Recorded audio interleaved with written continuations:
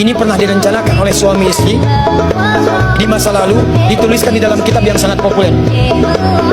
Persoalannya, begitu ibunya mengandung, istrinya mengandung, lahir anaknya usia 2 tahun, maaf, mereka punya rencana, anak ini insya Allah kita akan didik jadi lebih baik, keluarga kita lebih baik, anak ini akan jadi ulama. Qadarullah usia 2 tahun ayahnya meninggal. Ini kisah nyata.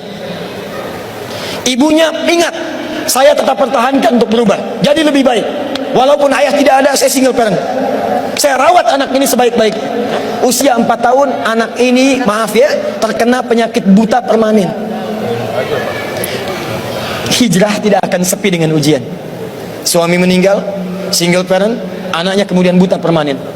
Apa yang dilakukan oleh ibunya? Ibunya tetap berpedoman, Allah pasti akan berikan yang terbaik.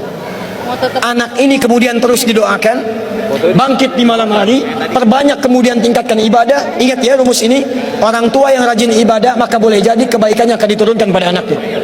Ibunya yang berdoa, anaknya yang mendapatkan bagiannya. Matanya buta tapi diganti oleh Allah dengan ingatan yang luar biasa. Kalau Anda bacakan satu kalimat, satu baris ini, satu lembar buku dibacakan oleh Anda satu halaman, maka seketika dia akan ingat seketika tanpa diulang, dengan titik, dengan komanya. Anak ini kemudian dibawa ke sekolah Al-Quran, dimasukkan talaki ke syekh di sana. Syekh di situ kemudian membacakan pada saat itu surat Qaf, surah ke-50. Qaf dibacakan sampai akhir ayatnya. Anak ini anak yang paling kecil teman-teman, mata buta, nggak bisa ngelihat. Teman-temannya berada di atasnya usianya, ada yang 6 tahun, 7 tahun, dia 4 tahun.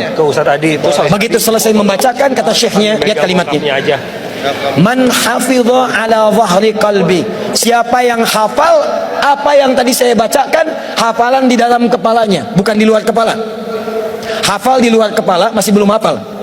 Kata syekhnya, hafal di dalam kepalanya. Tiba-tiba saat semuanya diam menyimpan tangannya begini, anak yang buta tadi mengangkat tangannya mengatakan, hafidhu ala zahri qalbi, saya sudah hafal.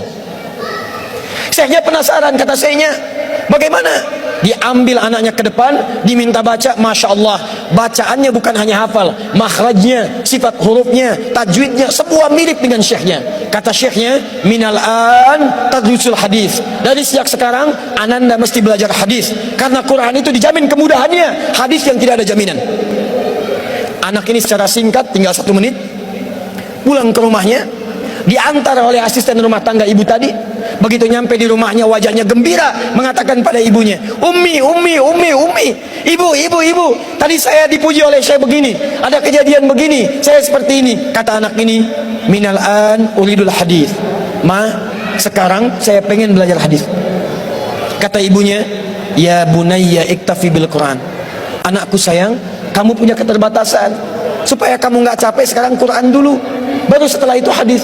Kata anaknya, lah, dia percaya pada gurunya, dia percaya pada keyakinannya, dia katakan, ma, saya pengen belajar hadis. Dia tinggalkan ibunya sambil meraba jalan begini ke kamarnya. Perhatikan baik-baik. Begitu ibunya melihat, ingat kemudian dengan suaminya, ingat tentang rencana mereka, ingat tentang mereka punya rencana masuk surga bersama-sama. Teman-teman, ibunya langsung masuk ke dalam kamar, dia bentangkan sajadahnya di mihrabnya, dia salat 2 rakaat, dia bermohon kepada Allah. Saat sujud itulah dia tumpahkan segala keinginannya. Perhatikan kalimatnya. Rahasianya ada di Quran surah ke-17 ayat 110 sampai dengan 111, paling kanan sebelah atas.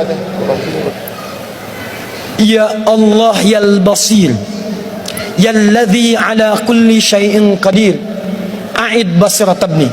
Saya mau akhiri. Ketika tumpah air matanya, dia katakan, ya Allah yang maha melihat, mohon kembalikan penglihatan anak saya.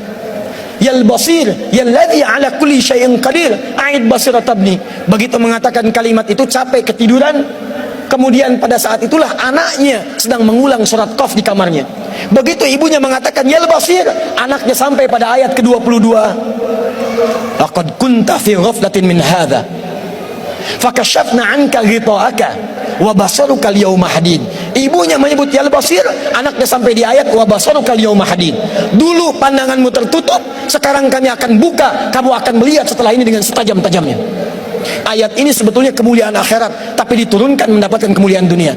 Tiba-tiba setelah baca ayat ini, ibunya berdoa, bersamaan kalimatnya, tiba-tiba terbuka pandangannya. anak ini bisa melihat kembali. Saking kagetnya dia lompat, dia kejar ibunya. Ummi laqad ra'ait. Ma, saya bisa lihat lagi. Ma, saya bisa lihat lagi. Ibunya kaget kemudian terbangun. Dia peluk anaknya, dia katakan, "Nah, mungkin kamu melihat bukan dengan hatimu. Kamu melihat bukan dengan matamu. Rubbama ra'aita biqalbik, laisa bi'ainik." Mungkin bukan matamu tapi hatimu. Waktu habis. Kisah belum selesai. Tinggal 1 menit. Boleh 1 menit? Lihat sini. Kata anaknya, "Mah, saya melihat dengan mata saya.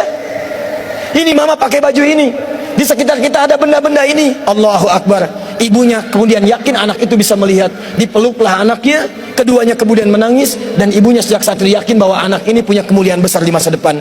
Maka disekolahkanlah kemudian tempat-tempat terbaik. Belajar hadis terbaik. Diingat segalanya. Cepat luar biasa. Anak ini kemudian dikenal dengan luar biasa di masa depan. Nama anak ini adalah Muhammad. Bapaknya yang meninggal namanya Ismail. Kakeknya namanya Ibrahim. Kakek buyutnya Al-Mughirah, eyang buyutnya Al-Bardizbah. Tinggal di kecamatan Ju'fah, di Kabupaten Bukhara, Provinsi Khorasan, negara Uzbekistan sekarang. Kelak di kemudian hari, dia dikenal dengan nama daerahnya Bukhara, dengan Al-Bukhari. Itulah kisah Imam Al-Bukhari.